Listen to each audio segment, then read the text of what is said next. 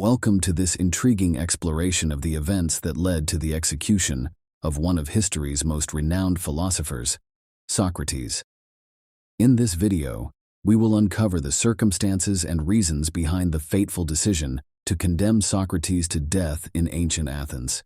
Join us as we journey back in time to unravel the trial, charges, and the philosophical principles that ultimately led to the tragic end of Socrates' life. Let's dive into the dramatic narrative of Socrates' trial and execution, shedding light on the complex factors that shaped this pivotal moment in the history of philosophy. Socrates was an ancient Greek philosopher who lived from approximately 469 to 399 BC. He's often regarded as one of the founders of Western philosophy. Socrates' life and teachings had a profound influence on the development of philosophical thought. Socrates is best known for his method of questioning, now referred to as the Socratic method. He believed in the pursuit of truth through critical inquiry and dialogue. He engaged in discussions with fellow Athenians, often questioning their beliefs and ideas to help them arrive at a deeper understanding of their own thoughts. Socrates' unconventional approach and his criticism of traditional Athenian beliefs and gods led to his trial and eventual condemnation. It was the year 399 BC, when the philosopher Socrates, already in his 70s, was brought to trial in Athens, accused by his enemies of a serious crime, impiety. We are familiar with the text of the accusation, which read as follows: Meletus, son of Meletus, of the deme of Pythius, brings a formal charge against Socrates, son of Sophroniscus, of the deme of Alipis. Socrates commits the crime of not recognizing the gods that the city believes in and introduces new divinities. He also commits the crime of corrupting the youth. Penalty sought: death.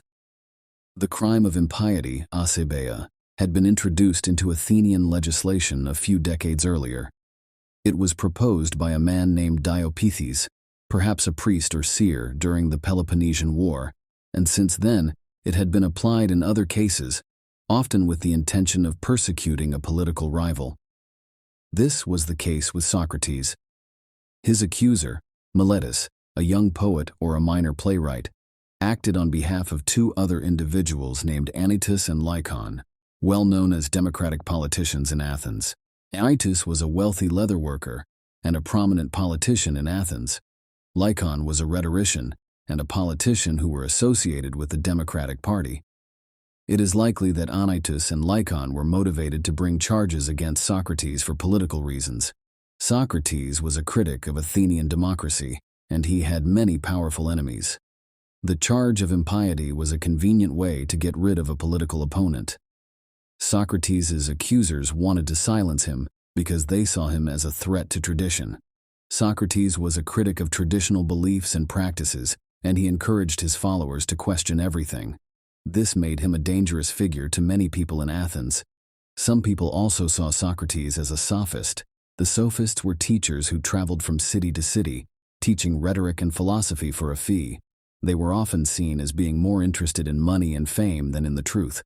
Socrates' association with sophists made him even more suspect to his accusers. Finally, Socrates' association with Alcibiades and Critias also hurt him at his trial. Alcibiades was a brilliant but reckless general who had betrayed Athens during the Peloponnesian War. Critias was a member of the 30 Tyrants, a group of oligarchs who ruled Athens with an iron fist after the war. Socrates' association with these two men made him look like a traitor to democracy. 5 years had passed since the end of the Peloponnesian War. It was a devastating conflict between Athens and Sparta that lasted from 431 to 404 BC. Athens was defeated in the war, and Sparta imposed a harsh peace on the city. The peace agreement included an amnesty clause, which meant that no one would be punished for their actions during the war. However, the amnesty did not erase the bitterness and resentment that had built up between the different factions in Athens. The oligarchic faction, which had supported the 30 Tyrants, was still angry at the democratic faction for restoring democracy. The democratic faction, for its part, was suspicious of the oligarchic faction and feared that they would try to overthrow democracy again. It was in this tense atmosphere that Socrates' trial took place. Socrates was a critic of both the oligarchic and democratic factions. He believed that both factions were corrupt, and that they were more interested in power than in the good of the people. Socrates' accusers were motivated by a number of factors. Some of them were politically motivated and wanted to silence Socrates because they saw him as a threat to their own power. Others were motivated by religious concerns and believed that Socrates was corrupting the youth of Athens with his philosophical ideas. Socrates was tried by a popular tribunal, meaning that the jury was composed of ordinary Athenian citizens. The tribunal was made up of 500 or 501 citizens, and it was responsible for delivering a verdict based on the evidence presented by the accuser and the accused. Plato and Xenophon, two of Socrates' disciples, documented Socrates' defense speech in their writings. In his speech, Socrates refused to plead for his life or to apologize for his teachings. Instead, he defended his way of life and argued that he had always served the city of Athens by educating his fellow citizens and encouraging them to think critically. Socrates' defense speech is a powerful statement of his philosophical beliefs. It is also a testament to his courage and integrity. Socrates was willing to die for his beliefs, and his legacy continues to inspire people today. In his speech, Socrates denied that he was a sophist. Socrates argued that he was not a sophist because he did not teach for money, nor did he run a school. He also claimed to have always been a good citizen and to have served Athens faithfully during the Peloponnesian War. As evidence of this, he recalled his participation in the battles of Potidaea, Amphipolis, and Delium. Socrates also denied being an enemy of democracy. He pointed out that he had refused to obey an illegal order from the 30 tyrants, even though it meant putting himself in danger. This showed that he was a true patriot and a supporter of democracy. Socrates insisted that his purpose was not to meddle in the affairs and processes of democracy, but solely to improve the morality of citizens by urging them to be mindful of knowing the essentials. Hence, his habit of questioning individuals about what virtue, justice, piety, and true goodness were, encouraging them to seek answers to these questions without concern for money or power. Socrates' method was to ask people questions about their beliefs. He would then help them to see the flaws in their thinking and to develop a deeper understanding of the issues. Socrates believed that by questioning everything, people could come closer to the truth. Socrates' philosophy was dangerous to the status quo in Athens. He challenged conventional wisdom and encouraged people to think for themselves. This made him a threat to the powerful people in Athens.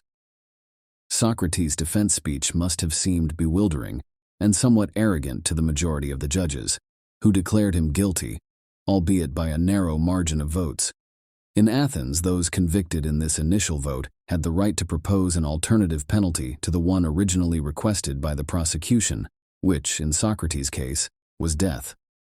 The philosopher then delivered a second speech in which he reaffirmed his attitude and insisted on presenting himself as a benefactor to all his fellow citizens.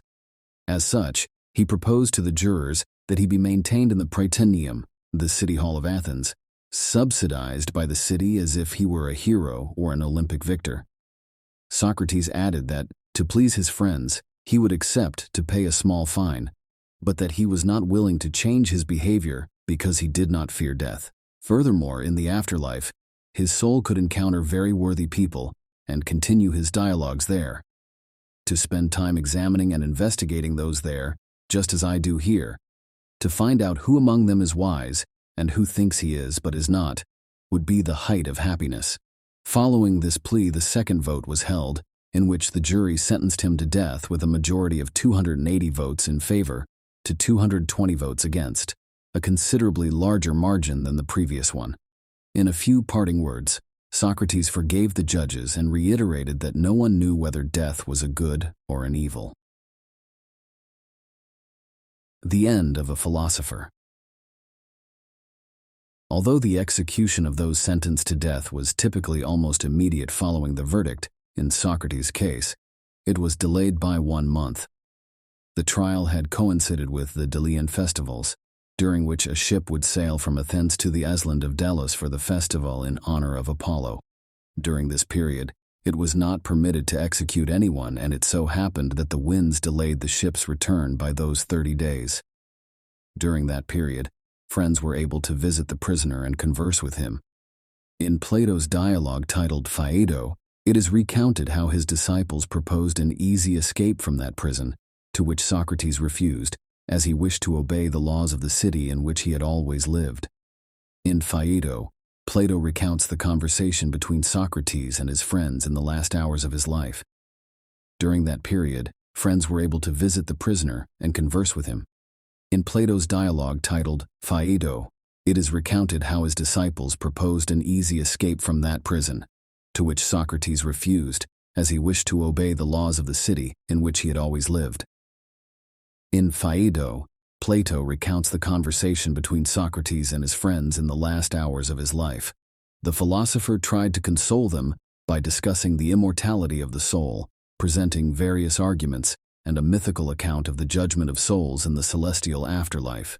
Finally, Socrates bid them farewell, drank the hemlock, and died as the poison paralyzed his heart. Before his passing, he left behind an enigmatic phrase, "We owe a cock to Asclepius." Was it ironic? Because Asclepius is the divine savior from illnesses, and Socrates was about to be cured from the ailment of living? Socrates was executed in 399 BC. He died peacefully, surrounded by his loved ones. It was this admirable death, soon regarded as a scandalous crime of Athenian democracy, that turned Socrates into an emblematic figure of intellectual freedom, a paradigm of the genuine sage, an example of a thinker willing to defend his moral convictions against all odds.